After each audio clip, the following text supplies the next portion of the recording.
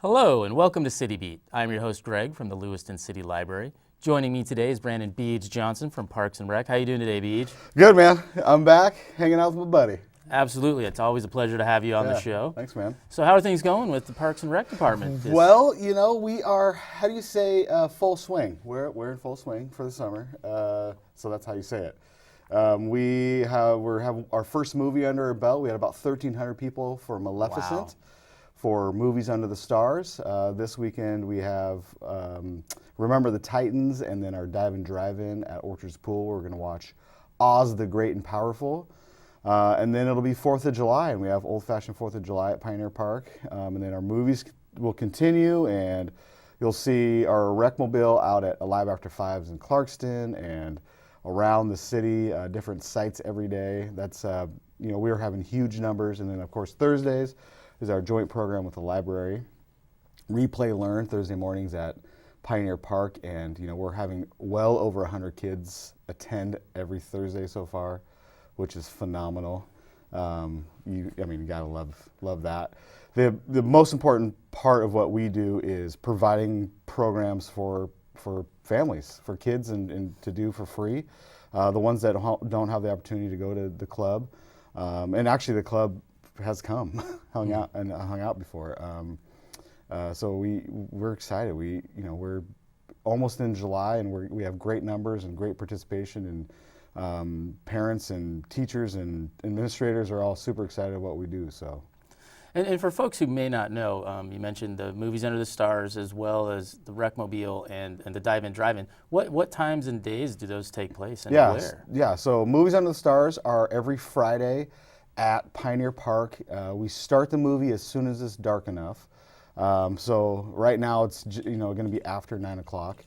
But as summer progresses, it's going to be earlier. Right, it'll be a little bit earlier. We're all done with Movies Under the Stars on July 31st.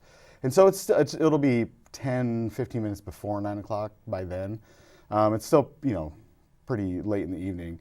We do encourage people to come out halfway decent time to get a good spot, because that is one of the feedbacks I've heard was, man, I didn't realize there's going to be this many people. So yeah, 1,300 sounds like a pretty good size Yeah, it was crowd. Awesome. It was fantastic. And we do have a blanket-only section up front, so you can bring just your blankets and sit up front, so that way you don't have to worry about a chair being in front of you, blocking your view at all. So we did designate that for individuals, because that was another feedback I got was, man, it'd be really cool if there was just an area for blankets. So absolutely, let's do it. So we accommodated that. The other part, speaking of accommodation, the other part is we need to do a better job of helping out our hearing impaired population, whether it's a senior or just any individual has. So we will have subtitles at every movie starting this Friday, and then Saturday as well. So that way, because that's another feedback I heard was, man, it was so much fun, but I couldn't really hear anything. And I have the sound blasted as high as I can go without blowing everybody out in the front. Because we actually have 6 sets of speakers for the movies at Pioneer. So it's like true surround sound. True, yeah. It's like THX. You're surrounded, Yeah. Just kidding, it's not. But yeah, we have 2 speakers on top of the band shell that go over the screen, and then we have 2 sets of speakers right at the screen, and then we take another set of speakers about halfway through the park and set those up. So there's tons of sound, but we do need to do some English subtitling, some closed captioning, so everybody can enjoy the film. Then in August we of course have the Mud Run, that is a partnership with Inland 360 and LC Valley CrossFit. Up at Community Park, and that's going to be another huge. We had almost 500 participants for the inaugural event last year. And so I was going to say, I remember last year seemed like a pretty big event. Yeah, it and was. All the pictures and folks I saw sounded like they had a great time. It was a lot of fun. And the niche that we as a group are trying to go for as far as the Mud Run goes is there's Warrior Dash, there's a few other races like that, and those are like really, really tough, like 13 miles long and 20-something obstacles. What we have done is we want it to be a family-friendly event, and so it's not quite as long. We have 10 or 12 different obstacles. So that way the kids, the whole family can actually participate. And then we do have the mini mutter too, so little kids have an opportunity to do some obstacle coursing too, in their own little race. So that's kind of our niche, is the family-friendly, run, obstacle run for here. And then, we've completed one project this summer.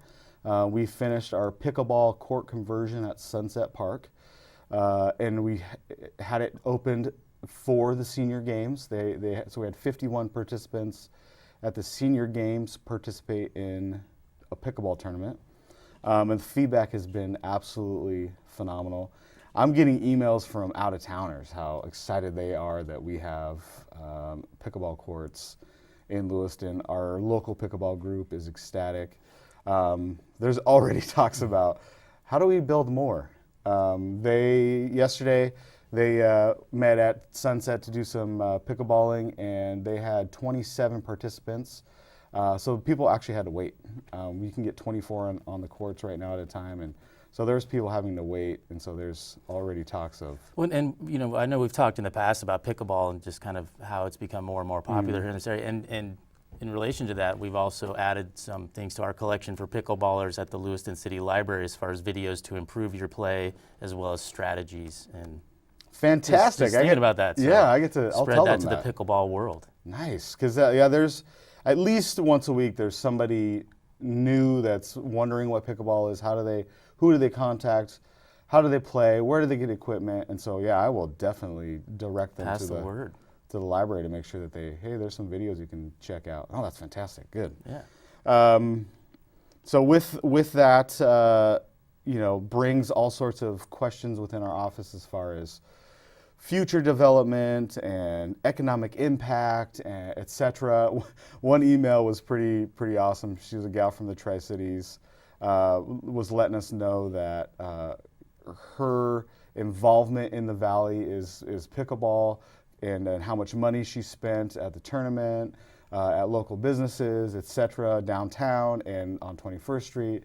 So she wanted to know that her dollar was impacting our Valley, even though she's not from here. So again, the discussion is, okay, economic impact with facilities and programs that we run at Parks and Rec, and how, in the big picture, with city tourism and economic development, how that all fits in. So, we're going to have some sort of grand opening tournament or something, and we're probably going to wait till it's a little cooler, just because it's going to be so hot this summer. So we'll probably push it to September-ish, so it's a little cooler. But in the future, hosting pickleball tournaments, and what that means for our Valley, specifically what that means for Lewiston. If I use examples from around the area, so Coeur d'Alene is having their first pickleball tournament, and they are capping their registration at 500. Wow. They're already over 250 right now, and so that means bodies in hotel rooms, bodies in restaurants, etc. So there's going to be an impact locally, and which then brings up discussions of, okay, we know that our population base does not want to be taxed more. We know that's black and white. So how do we garner additional monies without taxing our population? And one of the ideas that has been discussed, this is just a discussion point, but is the potential of having some sort of auditorium tax, hotel tax, pillow tax, whatever you want to call it. So our tax base isn't being taxed, but individuals that are participating in those tournaments, whether it's pickleball or potentially softball tournaments, baseball tournaments, etc., we can use those monies, leverage that into improving our Parks and Rec area, whether it's park improvement, additional programming, whatever, additional fields, maintenance, whatever. And again, this is just a discussion point. We're not moving forward. We're just exploring the opportunity to continue to improve what we do every day at Parks and Rec. So, improving one facility has then had the opportunity for us to continue to discuss and talk and evolve and move on, okay, now what? What else can we do to impact economically, and I've said it over and over, but what we can do for our community. So yeah, it's exciting. And then in Very addition exciting. to that, we are going to break ground here shortly with the dog park. I've been on several times talking about both pickleball and dog park. We finally got our approval letter from the Corps of Engineers to move forward. We just have to get a few ducks in a row as far as construction goes, and then we can build that dog park. And again, that's another thing that we can use as far as tourist dollars into the valley, because there are tons of dog lovers. As a matter of fact, the ASPCA is suggesting, per their numbers, that there's around 40,000 dogs in our valley. Well, I have one of them. Yeah, and I have one of them also. And so potentially with 40,000 dogs in our valley, not that every single dog owner is going to take their dog to the dog park. If there was 40,000 of anything here that wasn't being addressed in an official capacity, people would be screaming and yelling. And so we are so excited that we get the opportunity to open that. And again, the tourist thing is as people are traveling through the Inner Northwest, and they can see that our community is a dog-friendly community, that we have an off-leash dog park that they can stop at, let their dogs run a little bit, get some exercise, and then have them come into town and again, pay for gas, pay for food, sit down at restaurants, potentially get a hotel room. All those things are going to help us drive economic dollars to this valley, and specifically to Lewiston, which is going to be huge. Oh, definitely, definitely. One other thing that you'd mentioned in the past, I don't remember, but I see it now on Snake River Avenue, the new pump track, which I know my boys thoroughly enjoy. Good. So yeah, we, through our park reservation fund, which is a fund set up that is a Parks and Rec specific fund. So anybody that rents one of the shelters, those monies go into that fund, and it's a park improvement fund. And so any sort of park addition, or if something was to happen to a shelter, or we wanted to develop another shelter, we have some monies available that we don't have to go to city council or go to the taxpayer and say, hey, can we have 10 grand to fix the shelter? We have monies available. So we bought the pump track out of that fund as a park improvement to Kiwanis Park, to address the skate park ordinance, or specifically the scooter ordinance about scooters not being allowed to be able to ride on the skate park.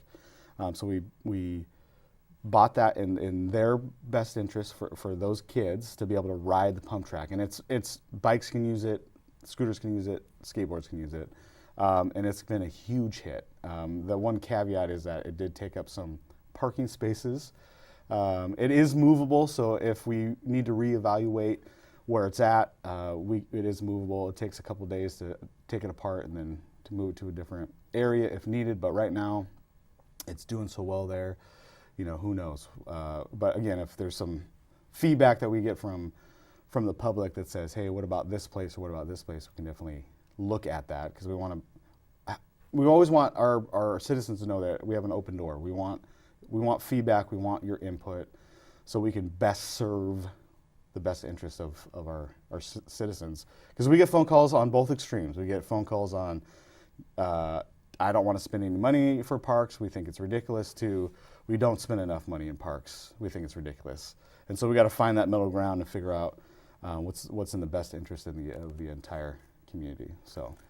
Well, that sounds fantastic. And as well, like I mentioned, my boys love it, not only on their scooter, but on their feet. It's a fun little track to run around, and we have races. And I'm excited to hear the dog park is coming along. Yeah. Because we've talked about it several times. And I think that kind of demonstrates how long the process can be to get everything done right the first time. Yeah, it'll be, by the time we're complete, it'll be about 18 full months of planning and meeting and waiting and hoping and writing letters and filling out applications and waiting and meeting and so the other part I will say about the dog park is we had a donor graciously donate $19,500. We still need about $10,000 to get the ADA ramp built. So we'll be doing some fundraising to kind of get that done. Well, Beach, I could sit here and do this all day with you, but unfortunately we're running out of time. So thank you so much for being on the show today. As always, it's been a pleasure. Yeah, thanks, man. I really appreciate you. Thank you. And to the rest of you, thank you for joining us today on City Beat, and we'll see you next time.